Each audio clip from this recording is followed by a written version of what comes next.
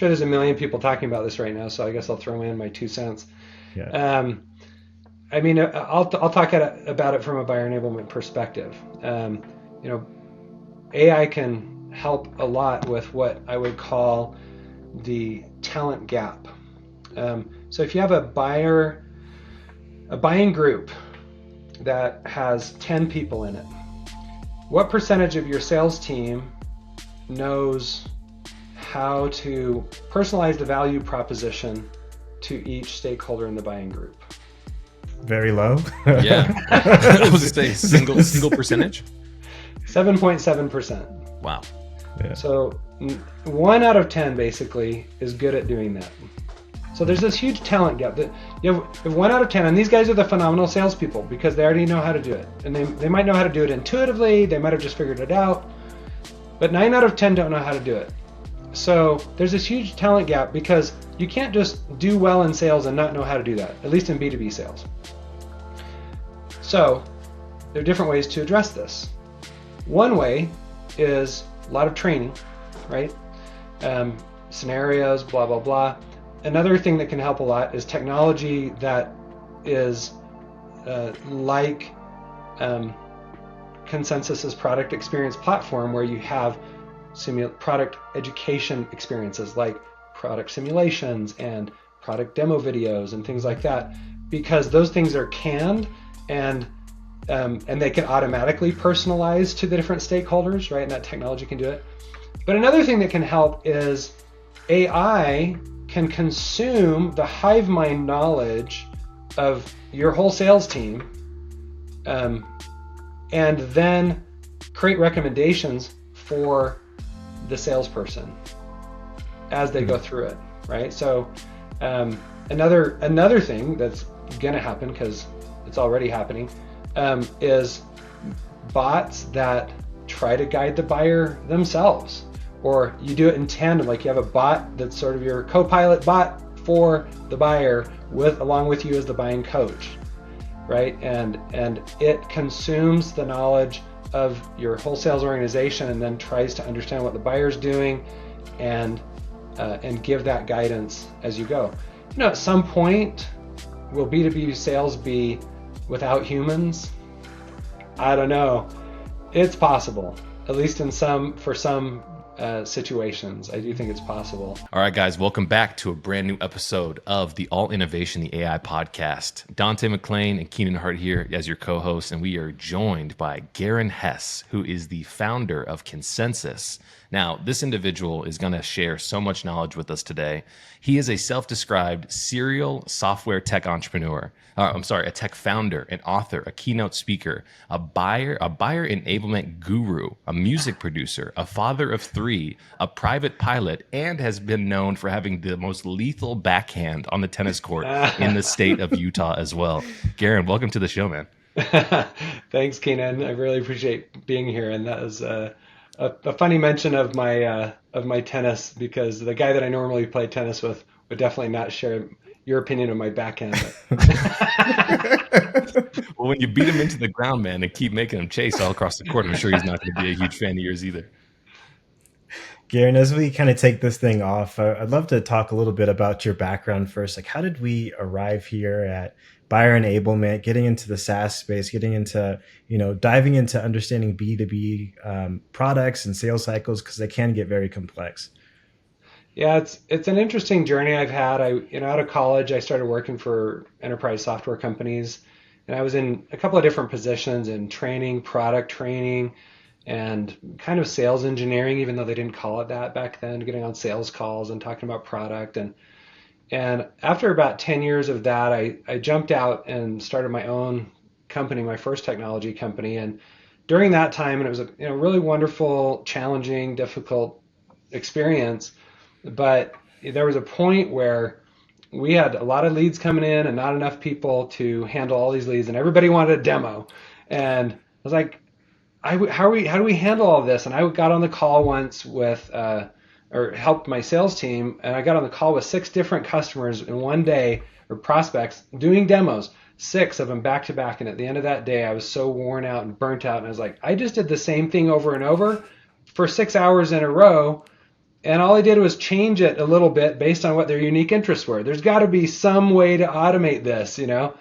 And we tried different things at that company, just post videos on YouTube and whatnot, and it didn't do anything.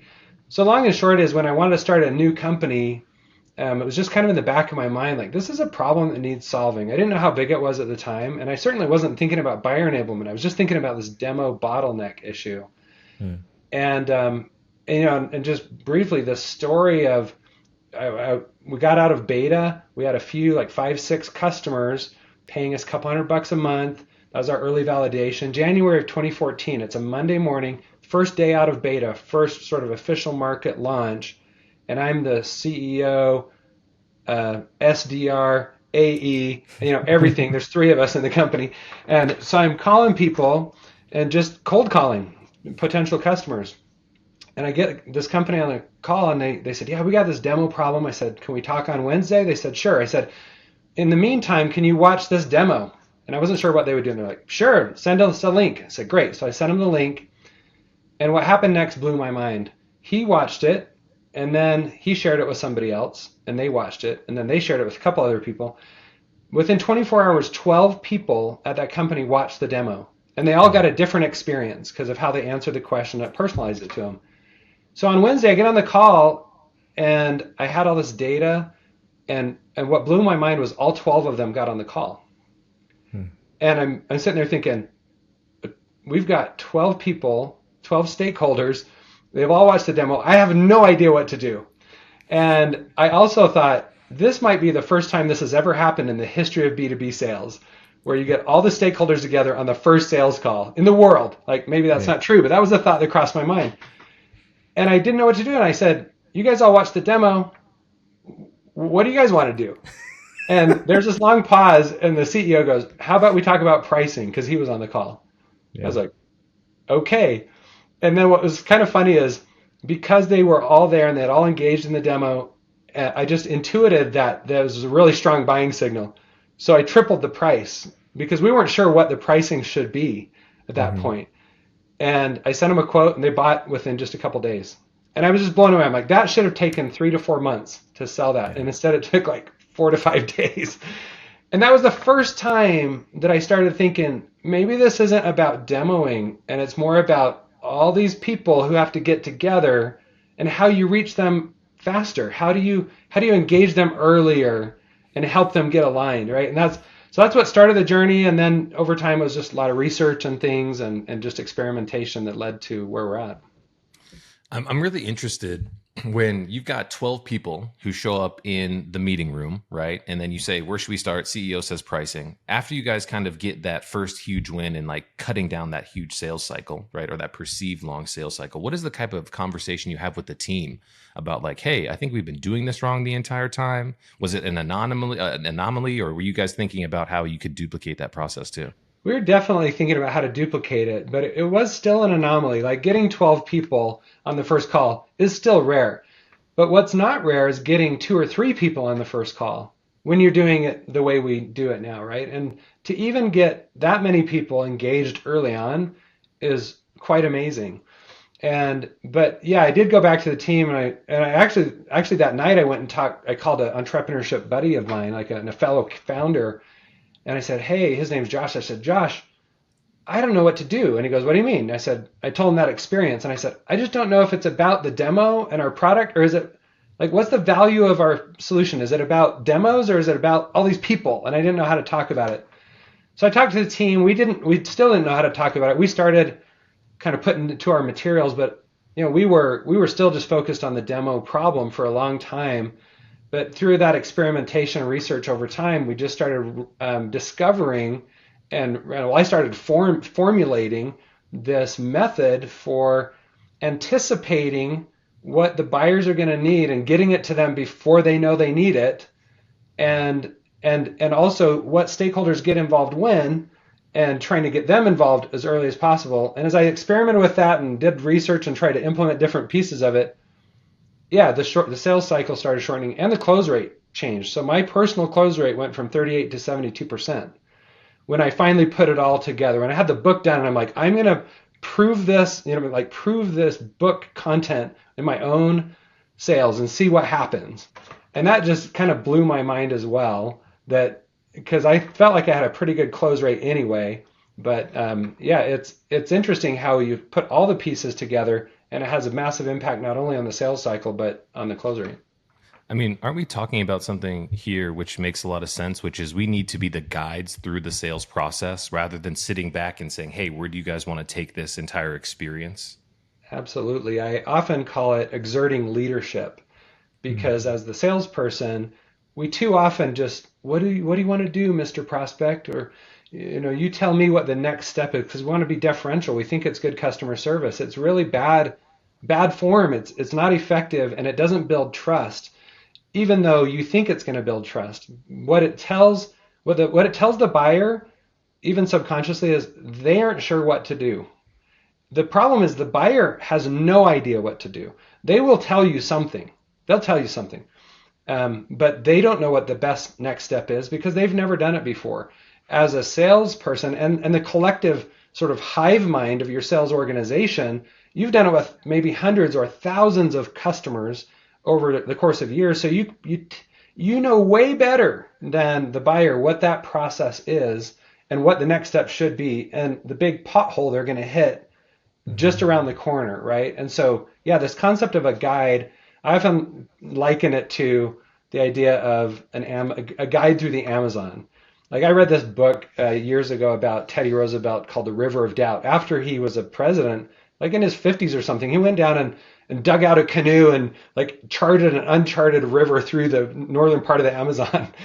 Anyway, and it's crazy all the stuff that was in there, like the crazy animals, some of the indigenous people that they encountered, and it was very dangerous. And a couple people died. Anyway, you think about taking a tour like that.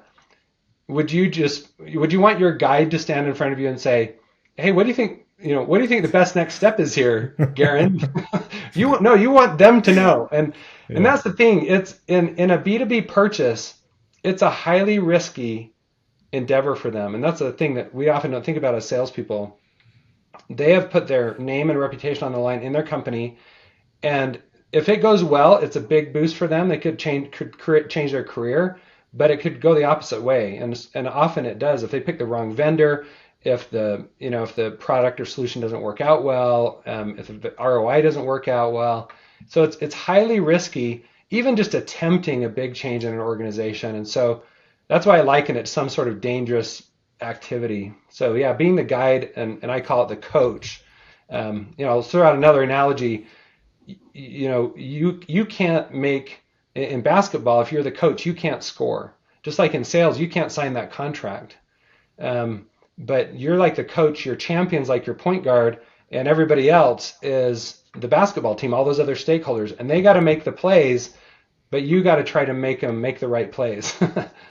So we talked about the early days, and you said you're kind of doing everything. You were the butcher, the baker, the candlestick maker, I like to say, and it evolved into stumbling upon a methodology that you ended up trying to write out in a book and then validate.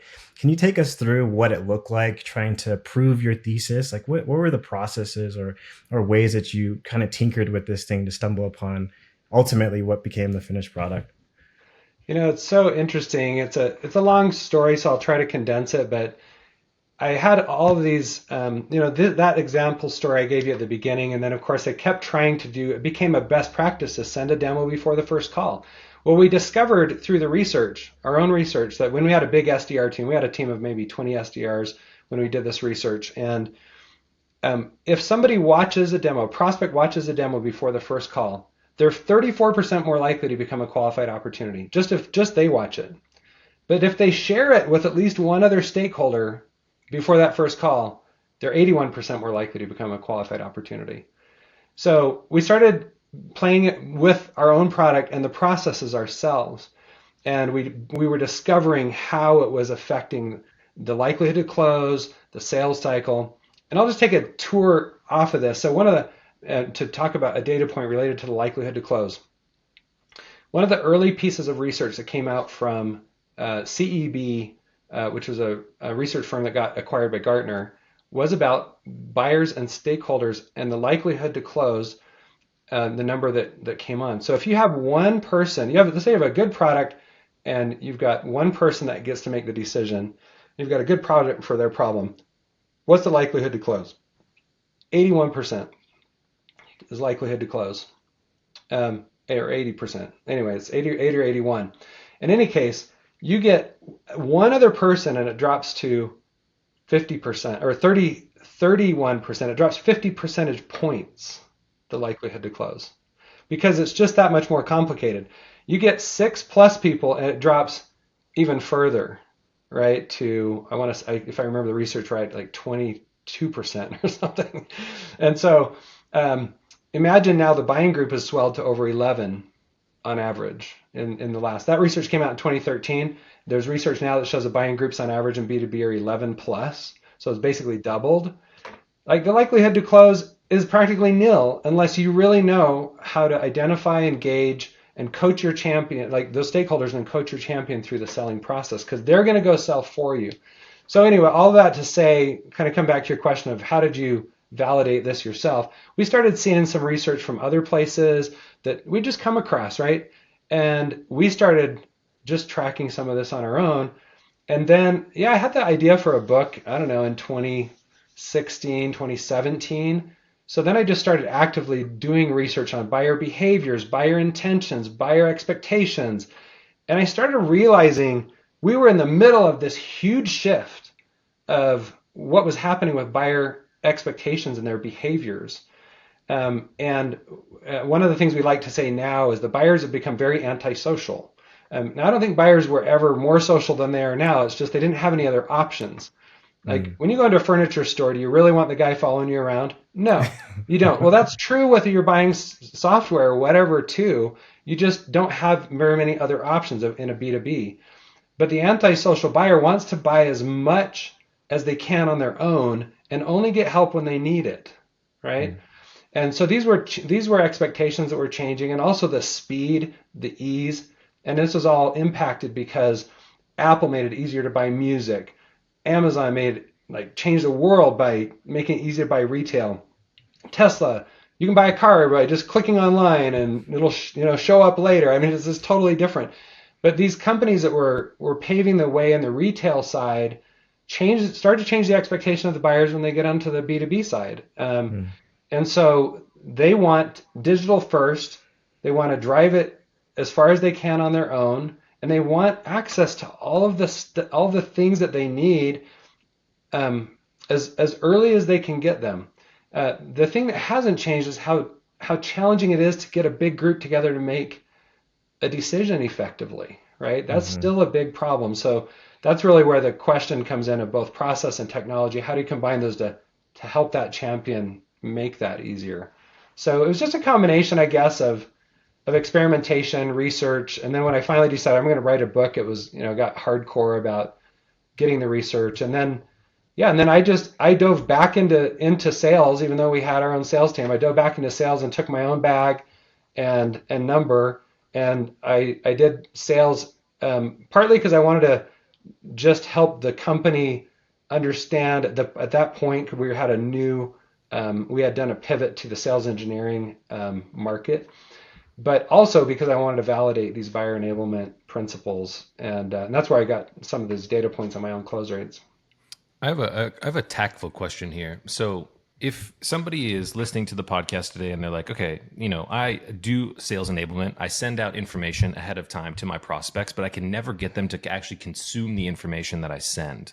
What would be kind of a tip for them to say, do you have to establish a better expectation? Do you have to be a better guide through the initial steps of the sales and discovery process? Or what would be some advice for the people who are saying, I'm doing this, Garrin, but I can't get it to work on my own team? Yeah, and just as a preamble to my suggestion here, technology like Consensus, the demo automation, and what we're now calling the product experience platform, because it kind of goes through the entire buying journey from marketing clear down through the close and client success. That technology is going to help, but it's not necessary to be good at buyer enablement. It's just going to amplify and accelerate things, right?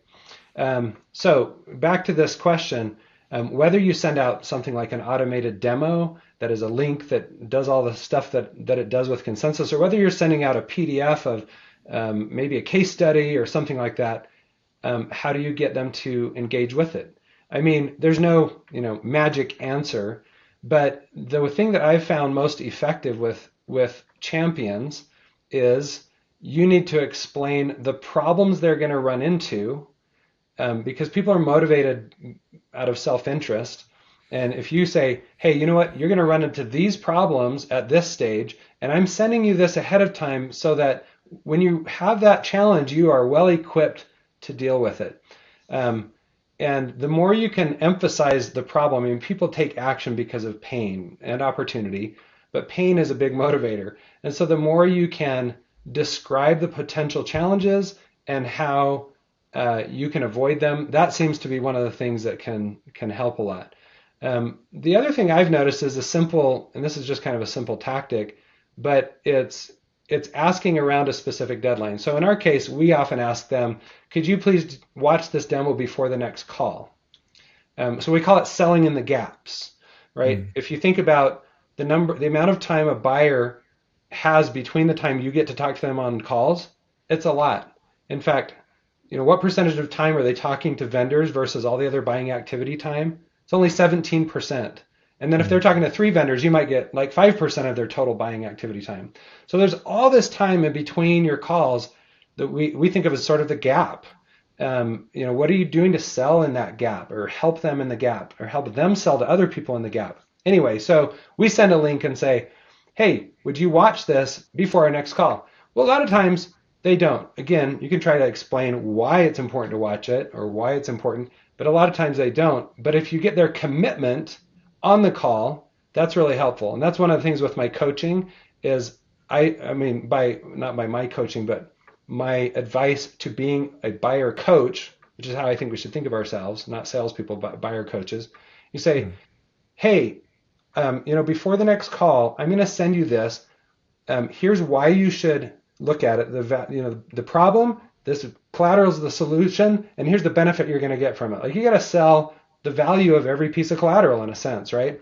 So then they say, okay, that sounds interesting. And then you ask them a very direct question. Would you be willing to read that or watch that or share this or talk to so-and-so before the next call? And if they say yes, that's great. And you can follow up with that. If they say no or they hesitate, it's also great, because then you can say, hey, it seems like you're hesitating. Tell me what's on your mind. And it's a moment of truth. I love to get no's in some ways, even though it's always better to get a yes. But when you get a no, it's that moment of truth. It's like, why? Then you get clarity. But in any case, if you get this commitment, would you be willing to do this? Yes, I would. Great. Well, then they don't do it, right? So, a lot of times just that commitment will get them to do it. But in the case of watching a demo, you get to the close to the next call, and they still haven't watched that demo. Well, I will insist on not having the next call until they watch it. Oh, very interesting. Like, this is part of leadership, like part of understanding how much I know about the buying process and how I need to guide them.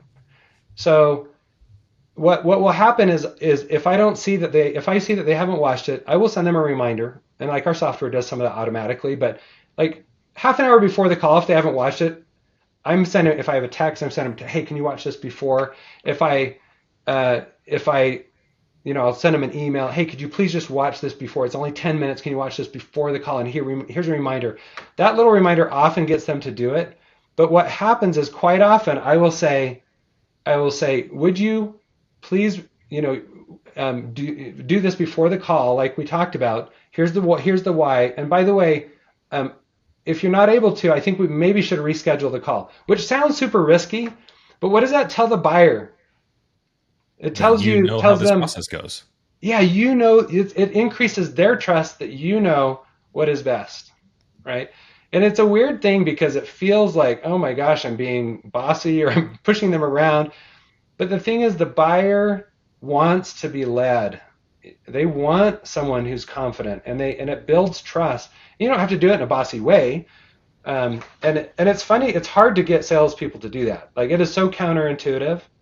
But the times that I've done it, almost always it will get them to look at the collateral or watch the video, right?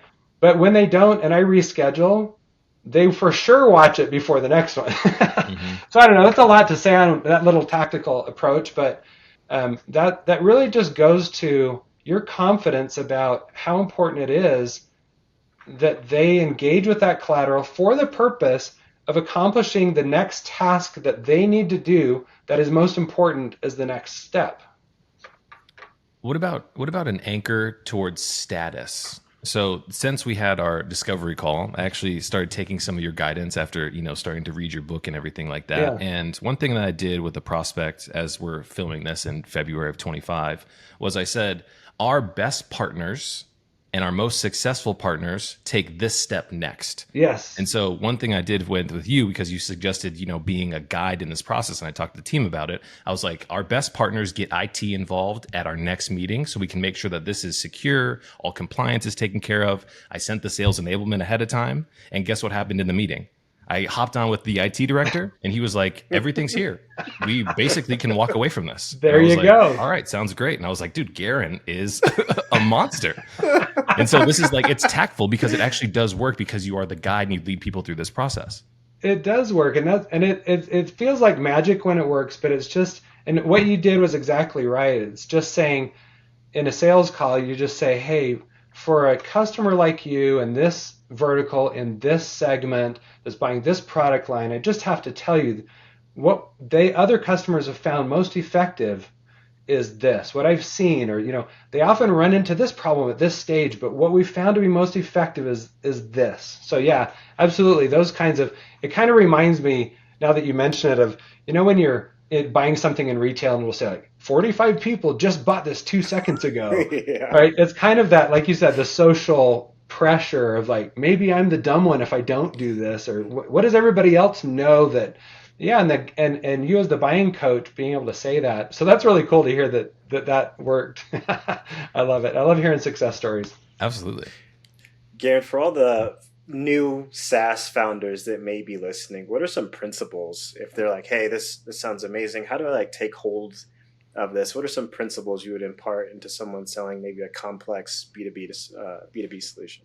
Yeah, it's funny. I'll take the time to just kind of take that word complex and just pop up this little thought-provoking question that I sometimes ask. I often ask an audience if I'm doing like a webinar or something, how many of you are in do complex sales? Let's take a poll question or whatever. Or if I'm in a live audience, a lot of people raise their hands and I say, okay, I'm here to tell you there's no such thing as a complex sale. It's inevitably some guy is like 58 years old, just about to retire, stands up like, I've been doing complex sales my whole life. How dare you tell me? I'm like, no, you haven't.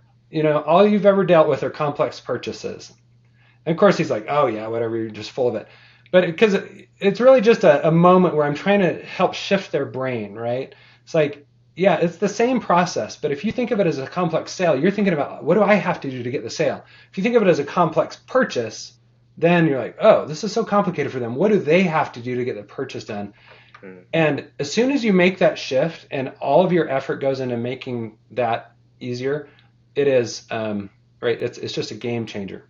So your question was, how do new SaaS founders, I guess, grab onto this and implement or start using something useful from this? And here's what I would suggest. And there are two areas. One, if you're selling B2B as a SaaS founder, then these principles apply. But another one is if you get investment.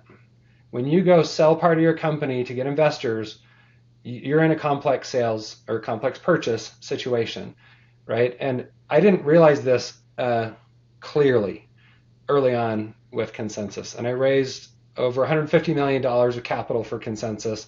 And early on, I had no idea really how it worked and all this. But just like in a B2B sales, you've got an initial contact point in the investment firm. Then they're going to introduce you to a partner. That partner is going to introduce you to another partner. And eventually you might pitch to all the partners. And at some point, then they're going to take it to the investment committee, which you never get to see, which are all the limited partners or the people that fund their fund, sort of the investors in their fund. And so using these principles, like thinking about buyer enablement for fundraising is also a game changer. And I learned this the hard way. when we were raising our Series A in 2015, speaking of Vegas, right? Dante, you're from Vegas, and I guess Keenan recently were in Vegas. I was at a trade show, and I was supposed to get on and do a big presentation. We were 3 days from closing our Series A deal with a growth capital firm in California that I won't mention because I have a low opinion of them now. But they pulled out literally 3 days before. We were in nitpicky red lines, like should this word say this or that, and they pulled out. And it was 40 minutes before I had to get on stage and talk about our company and all this, and I was starting to freak out because we had 3 weeks of cash left. But they got me on this call and they said, we're pulling out. I said, what is happening? And they said, well, long story short is we had a limited partner who we could not get a hold of through all the previous approval process. And he doesn't like it. I'm like, you guys told me you got it through the investment committee because I knew that much about this. How come what's happening there? And they said, well, he just happens to be, our biggest investor. And if he doesn't like it, we can't do the deal. I was like, oh my gosh. So thankfully, we survived through that. We ended up getting funding from another firm. But that was one of those moments where not knowing who was involved in the buying process, when they get involved, what their influence is, totally sunk the deal and almost sunk our company. So I would just say, you can use these principles in B2B sales, but also with the financing. And I'll just mention this one other thing, and that is the place to get started with any of this is try to understand who the personas are in your buying group and where they get involved and why, if you know why. And there's a little worksheet for anybody can download at buyerenablement.io.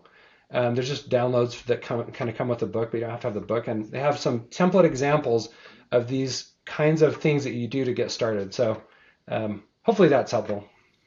I mean, it's super tactful just to think about the work that is involved in order to become great. And if you are great at what you do, you understand the process from the very beginning to the very end and all of the different intricacies and the involvement that is in that process. And I know as people are thinking here today, I think that often in sales, we're kind of lazy because we're going to want to do the demo. We're going to want to pitch. We don't want to do the extra work, right? I just want to close. But if you think about all of the incremental steps that are necessary to get somebody to close faster, it's worth that I would say that onboarding process, that work, that implementation, that integration of the entire sales process.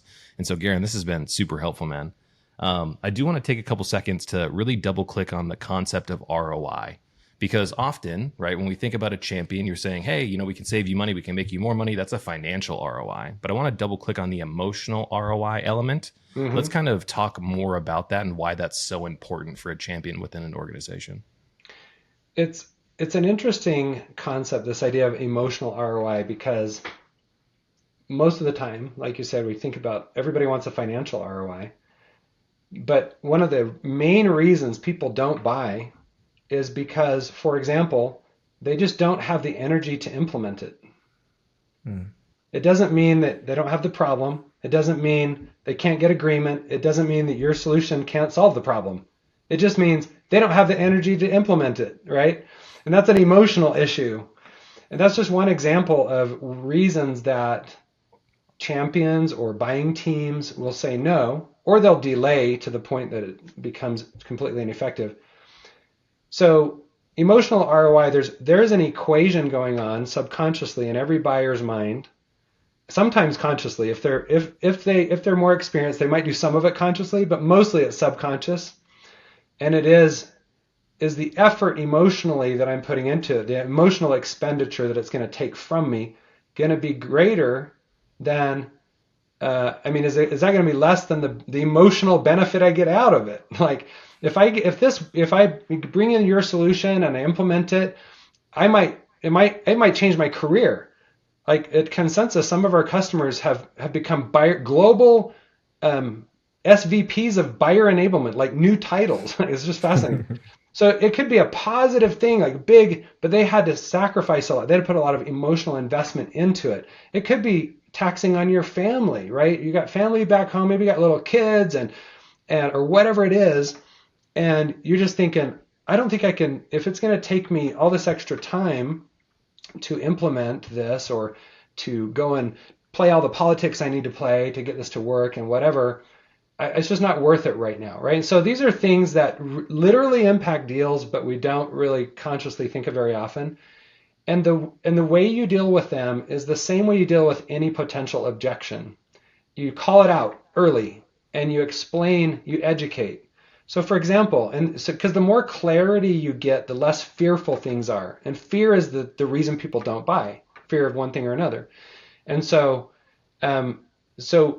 when you don't have clarity about something, everything is scary. It's like that movie, I think it was a Contact or Invasion or something. I don't know. Jodie Foster, I think they had the foggy aliens that you couldn't see. You could sort of see them, and they were more scary than when you could actually see them. Yeah, right. Because you don't know what it is. And that's the way a deal is like to a buyer. It's foggy. They don't understand. And when they get to, let's just take the example of implementation. It's like, how am I going to implement this across 500 users and all this? And so what you do is you create an implementation guide that is super detailed. At this stage, you're going to spend, specifically, you tell the buyer, you're going to spend 4 hours the first week doing these tasks. You're going to need these other stakeholders to spend this much time. The next week, you're going to spend 6 hours, and that gives them, even if it's somewhat different for them, it gives them a quantifiable thing to ask themselves. It takes the emotion out of it. And it's like, this is a quantifiable question. Can I do this or can I not do it? And it also creates a center point or a centerpiece for you to have the conversation about that, because you need to say to the buyer, hey, this is what it's going to take to implement it. It's not easy. It's worth it, but I'm going to tell you exactly what's required so you can decide, is this the right time to do it? So that's just one example. There are lots of other emotional issues going on, but hopefully that explains kind of what an example of an emotional challenge and sort of how to try to tackle it. Yeah, I mean, that sounds incredibly scary, honestly, because I know a lot of people in sales often kind of don't want to, I would say, identify the amount of work that it's going to take for people to implement, right? Because I just need to get people to think it's as easy as possible. And then hopefully the customer success and the implementation team can deal with all those. But it's like, you have to come from a place of, we talked about this in our previous call, like a mindset of abundance rather than scarcity, to be able to kind of push that stuff forward and say, hey, this is what it's really going to take. And if that's not a good fit for you guys and you guys don't like the writing on the wall, then you guys might not be the best customer for us, which is, once again, going back to that coach element as well. That's exactly right. The abundance mindset. You have to also, I would say, try to get yourself into a selfless mindset, meaning the needs of the buyer are more important than my need to close the deal. The weird thing is, it feels risky. But it's more risky to do what you just said, which was to hide the truth or be worried, like hide. We're going to hide the potential objections or potential concerns, because in the end, that's going to blow up on you anyway.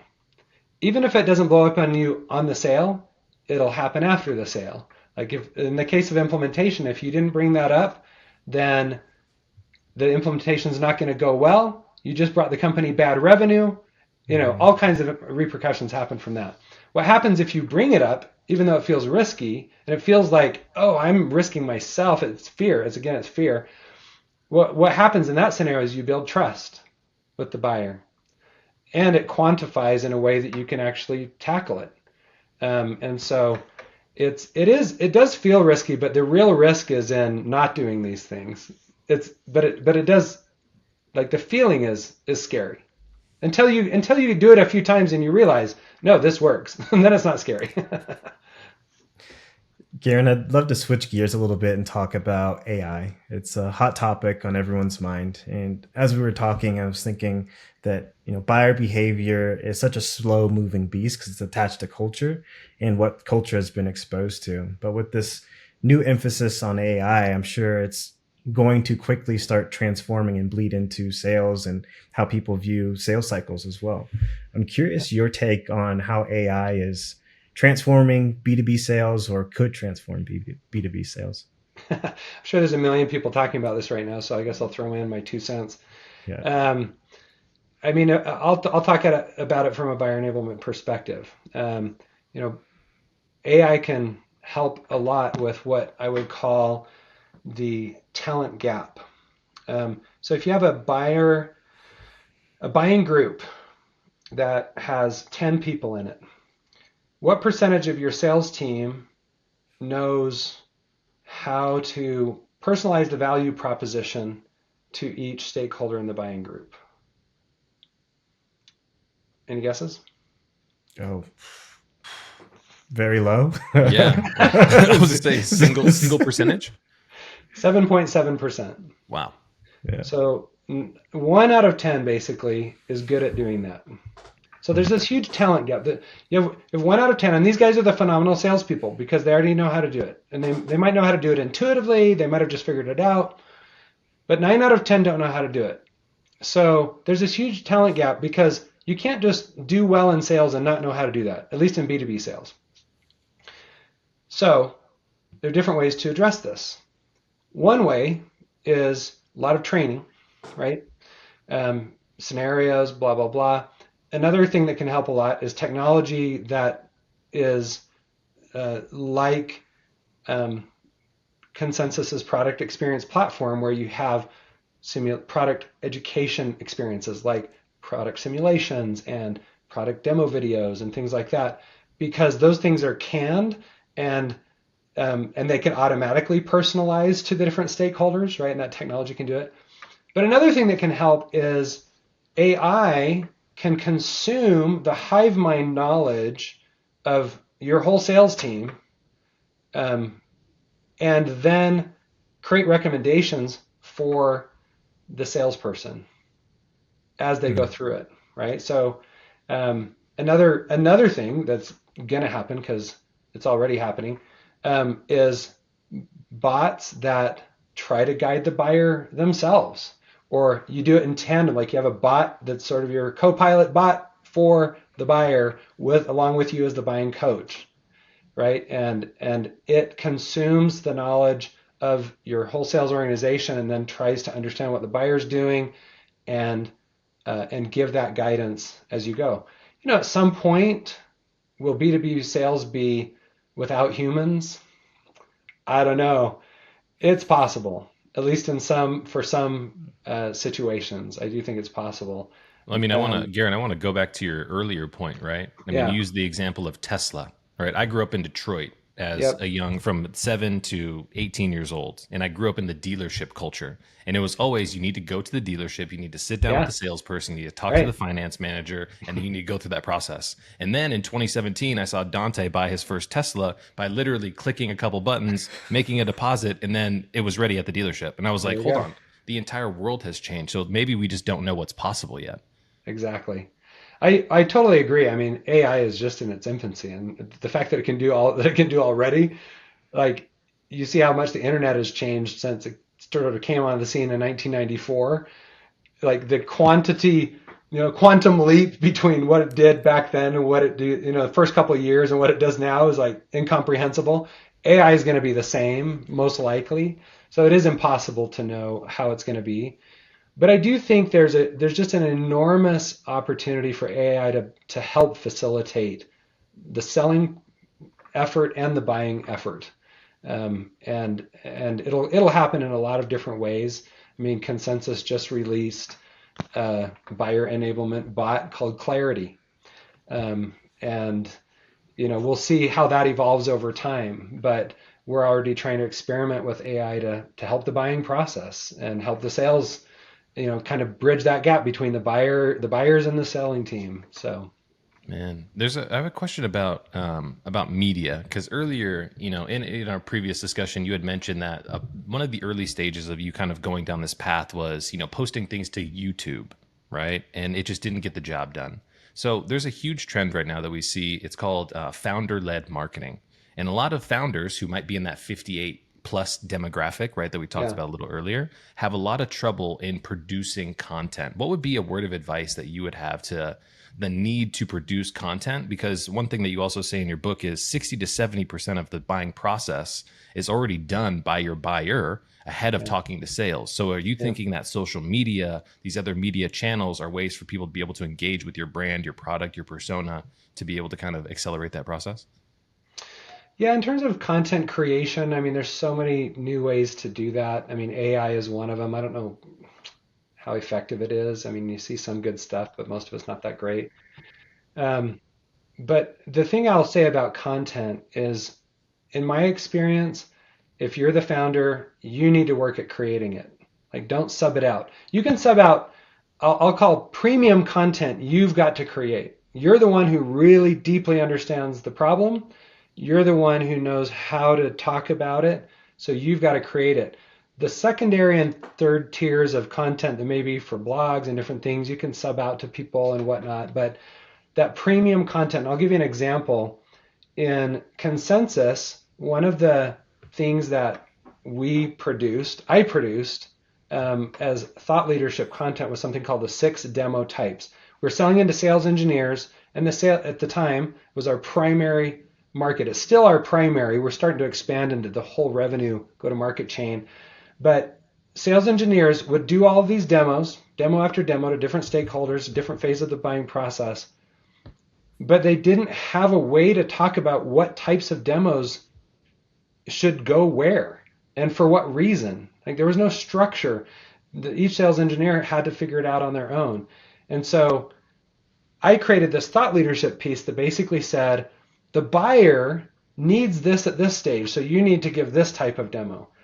More people come in the buying group. Now you need to give this type of demo. They're here near the end. We call them closing demos. The whole thing is fear. We believe, but we're afraid.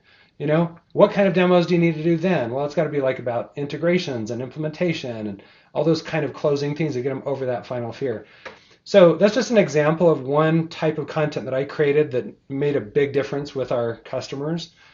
And so I would just leave that thought that as the founder, you've got to get your hands dirty and create content. Now, you might not be able to actually create it, and that may be where this question's coming from, but create it the best you can. Do it in Word, do it in PowerPoint if you have to, or whatever it is, and then just hand it off to somebody. You can find people on Upwork, or AI can pick it up and polish it up, or whatever you need to. But I don't know. Those are my thoughts on it. But I'd say the most important thing is you can't expect to change like a whole industry's way of thinking and sub it out to a subcontracted blog writer. Garrin, I'd love to talk really quickly about your journey in finding product market fit. In our previous conversation, I thought that conversation was so brilliant because a lot of people think they have product market fit and they're not really sure what it means. It's a term that's been thrown around, especially on platforms like LinkedIn, so much that it almost seems like it kind of loses its value. Can you tell me about your journey in finding product market fit, what that really meant, and some of the roadblocks that you faced along the way? Yeah, absolutely. It's one of my favorite topics. It's funny because when I started out in entrepreneurship, I had no idea what it meant. People would say product market fit, and I'm like, I don't really get it. If there's a problem and there's a solution, people buy it, right? I just thought it would be that simple. And so at Consensus, we had a demo automation platform that we built, and we found out it could be used for all kinds of things. Like, we were selling it to everybody. We had an amusement park buy it and use it for 8 years. Why would an amusement park buy our demo automation tool? It's because they owned 8 amusement parks, and they sell corporate events. So it's like, so they had a complex B2B sale that they were trying to do. We had a farm equipment manufacturer buy it. Let's just try to sell tractor attachments. Like, there were so many things. We had no idea who to sell it to. Like, who was the right market? So we were focused on software companies because that's who we were, and we knew them, and we thought they have this problem. We were focused on these small software companies, and we thought it was marketers or maybe people in charge of marketing and sales in sort of really small companies that would be that's who I was trying to solve the problem for initially. And we actually grew really well for the first couple of years, and I thought we had nailed it. Like, I I had gone through a lot of pain in my previous company about not really nailing it before we spent a lot of money and blew it, and I thought I had learned that lesson right. Turns out it was a false positive. Like, we grew to almost $3 million in the first 2 years, 3 million in AR, and I thought, we got it, man. The problem was they were not implementing. So we could grow through sales, but we had a 50% churn rate. And these were to marketers. And I made the mistaken assumption that marketers knew how to create video content or product videos or something, And so we tried solving it in a lot of different ways. Eventually, so we had this product, and eventually we said, and it was small business marketers, main thing. We saw some larger companies, mid-market companies, have some success in sales. And I said, okay, we're going to start experimenting with that. And then eventually I thought, you know what? Those kind of customers are so much better. We're going to get rid of the small business.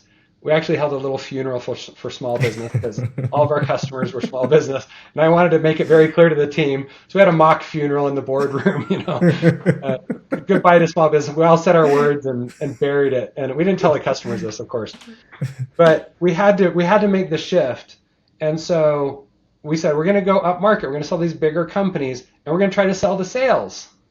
Well, sales still doesn't know how to create product content. They were trying to put PowerPoint decks in it and things, which had very modest. It wasn't mission critical. That's the problem.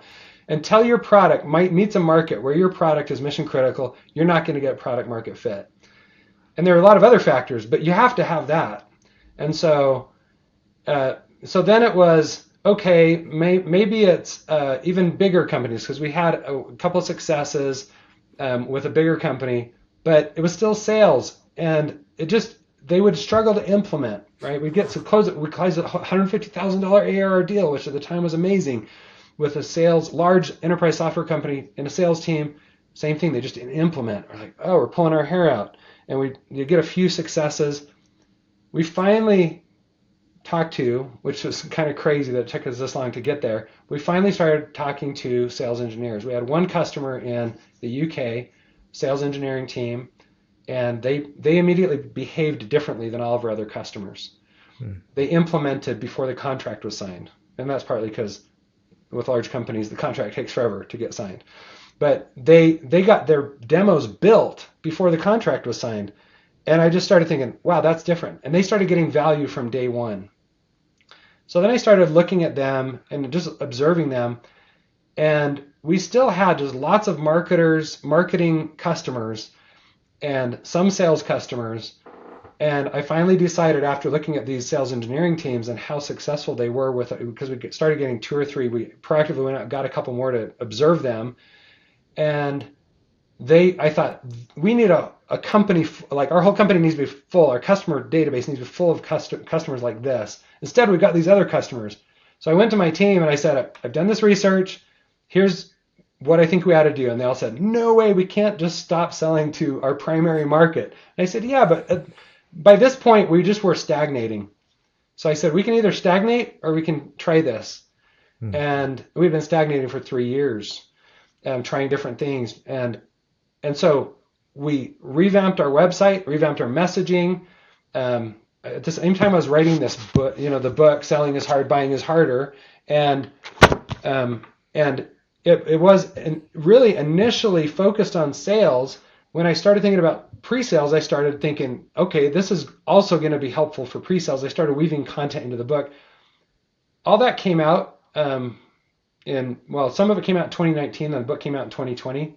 But literally, when we repositioned our company for sales engineering in 2019, April of 2019, our lead flow tripled. And then we decided to do this conference for sales engineers. When COVID started in 2020, we did a virtual conference. We had this goal. We're still no names. We did this goal of getting 500 people to attend the virtual conference for sales engineers. 3,000 people signed up. It's like, this is product market fit. Yeah. And finally, what dawned on me, people told me before, when you have product market fit, everything gets easier. And I thought, really? And I think that's sort of true, but it sort of isn't. Like, we worked really hard. It wasn't easy. Like we worked our tails off. But what happened is everything we worked at yielded something. It's like having a garden where your soil's good, stuff's going to grow. If your soil's bad, you can plant it, you can do everything, and nothing happens. You get little scrawny weed plants and tomatoes or whatever. And so once you get that soil right, that's your market and your product there, then everything takes off. And that was a revelation to me. Like I finally got it. I'm like, oh, we had the right product. We just had to find the right market. I always thought it was operational. Like, do we need to hire different people? Do we got to do some other marketing automation differently or whatever? We tried a million things, but you cannot out execute a bad strategy. Yeah. Like your strategy has to, like that product market fit has to be there. Then your execution matters, right? Until then, you're just shouting into the wind in a lot of ways. Garrin, this has been an amazing conversation today, man. I want you to take a couple seconds for the last couple seconds here of the podcast before we put the wheels down to land. Pull that book back up. Tell us where people can find buying it, or selling is hard, buying is harder. Yeah, so Amazon, Audible, main places you're going to find it. And like I said, you can go to buyerinablement.io to just download some additional materials. There's even a deck out there that has a lot of good content in it, you could use to just peruse or share with other people. But yeah, I appreciate being on the call. It's been really fun, and I'm glad you find it worthwhile. It's something I really, really am passionate about, obviously, and I've enjoyed being on the show.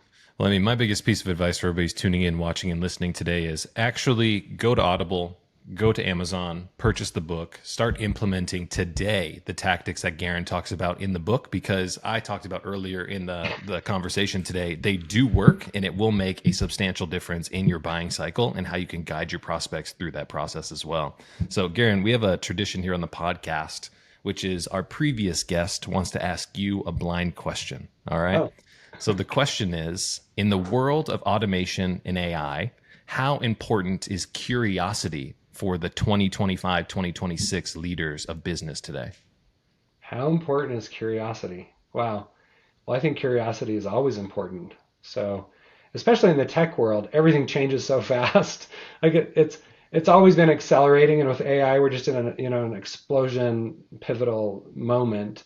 So, yeah, I would put curiosity at the top end of things you should be as a CEO or a leader at a company about AI, because it's going to be as impactful or more as the internet was to everything. But I would just say curiosity has got to be an inherent trait of any successful leader. All right. Well, guys, that's the podcast today. Once again, Garrin Hess, thanks for joining us, man. Really appreciate it. Hey, thanks for having me on the show. You guys are really kind. I appreciate it. It's been great talking to you.